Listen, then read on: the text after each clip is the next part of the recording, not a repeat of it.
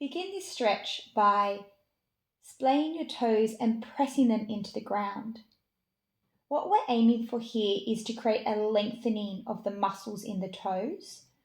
So we don't want them to bunch at the knuckles. What we want to do is to lengthen them out and push them into the ground, creating a resistant stretch and quite a bit of suction onto the floor. Once you feel like you have achieved that, you can then begin to draw your arches upwards. As you can see here, the foot goes from resting to engage and then drawing that arch up, strengthening the underneath muscles of the foot. This stretch may feel difficult if you haven't done this sort of engagement of your toes before. Bunching or not being able to splay your toes evenly is common, so just engage and release as you feel fit. The next exercise here is a toe yawn. Now all we're doing here is stretching out our toes and then drawing them in. You can choose to do this on one foot at a time, or you can work both feet together. What we're doing here is we're creating an articulation of an abduction and an adduction movement, which ultimately is going to give us better control. You may notice that some parts of your toes don't respond as well as others. And take good care to notice where this may be, because this could indicate where there be other imbalances in your body. The next practice is a toe articulation, where we place the little toe or the outer toe onto the ground, and one by one place the toes down to the ground.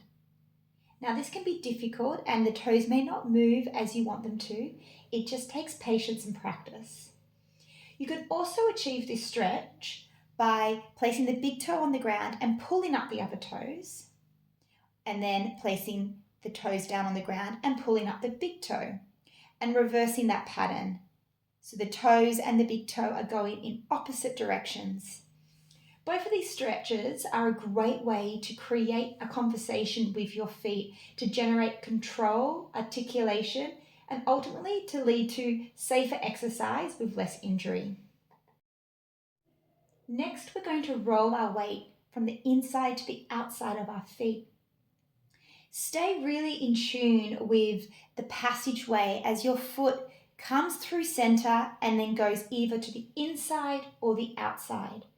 You are creating a pathway of movement for your foot to be able to engage and build strength so that you reduce the risk of rolling or twisting that ankle. It's a very controlled and gentle stretch.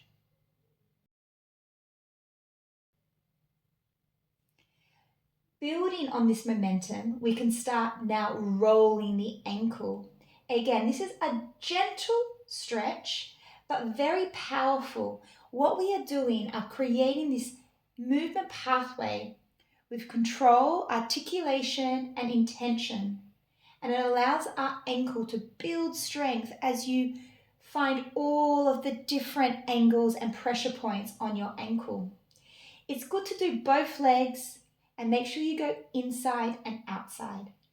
Now, for some people, this can be uncomfortable, particularly if you have a sore on your foot. So you can do it in the air like this. Make sure you're not having any straight lines in that rotation. Really deeply and thoroughly turn the ankle around. Make sure you go both directions and on both feet. Next, we are going to explore our point and our flex. It is really important in these simple stretches that the intention is clear. We are exploring the full range of movement, allowing a conversation and a pathway to be developed. From here, we are going to further strengthen our ankles by taking a balance. Focusing on developing the strength of the ankle, we are going to take a balance. I'm balancing here on a yoga block, but any surface that covers the full surface of your foot but isn't completely stable like the ground is ideal. Perhaps a large stone or a firm cushion. It needs to provide you just enough movement for your ankle to need to readjust and really hold your weight. This is an incredible stretch for building ankle strength. It is not a difficult stretch to do, but the results in all of those micro adjustments that you can see will really transform your balance and control. Next, we're going to take what we call releves in ballet, or rises. Now, I've placed a block in between my legs and I am pushing into that block. We're going to take rises up and down, bringing our weight all the way over our toes. So trying to elevate that stretch so our heels are as high up as they can. You'll see that better in this side view. We don't want to only go halfway up. We want to see how far up we can bring and build that weight bearing onto our toes. It may take time, but eventually you'll be able to get further and further up.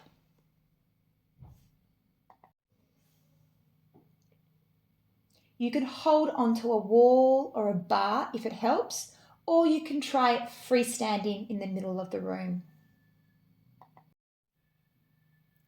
Try and not bring your weight the whole way back as you just see then.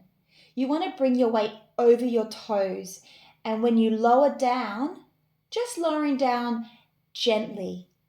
Your heel will come to the ground, but it will not transfer weight behind you. It will stay in the front of your foot.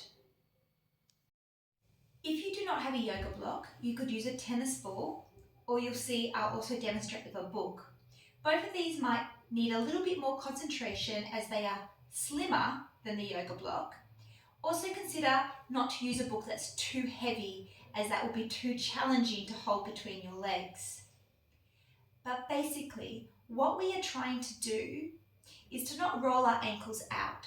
So applying something between our legs helps us to consciously draw up from our big toe, up through our knee, using our adductors and creating a straight line, which is going to reduce any chance of injury or weakening our ankles and our knees.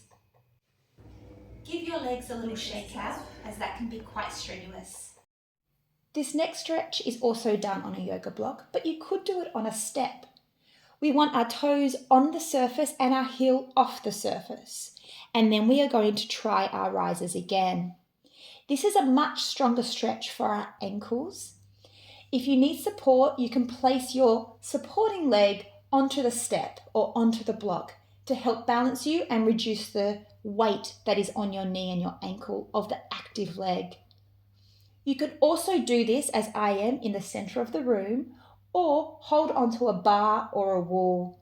If you're using a step, you can hold onto the banister. Lastly, we are going to apply some pressure with a tennis ball or an exercise ball. Now, allow this to be a very intuitive and pleasure-driven exercise, really moving and exploring different places that you can place that ball and different levels of pressure that you can apply, so that it's something that is really enjoyable and actually releasing the tensions that are in your feet. You can do this as I am in the middle of the room, or you could hold onto a wall or a bar and even lift up that supporting leg to apply even more pressure to that foot and ball. That will also increase the strength of weight on your ankle and build that ankle stretch again. But ultimately, what we're really trying to do here is to release tension in the foot. It's a great practice for really engaging with your foot and really nurturing and making sure that you are giving it that massage and releasing the tension. Hello. That brings us to the end of today's exercises. Another. Really, do not underestimate the importance of your foot health though. They really do provide the foundation of all your movement, and having strong and stable and a really good connection to your foot will really elevate all your movement and create a much safer exercise practice, no matter what it is that you're doing. So I hope you enjoyed and take the time to practice.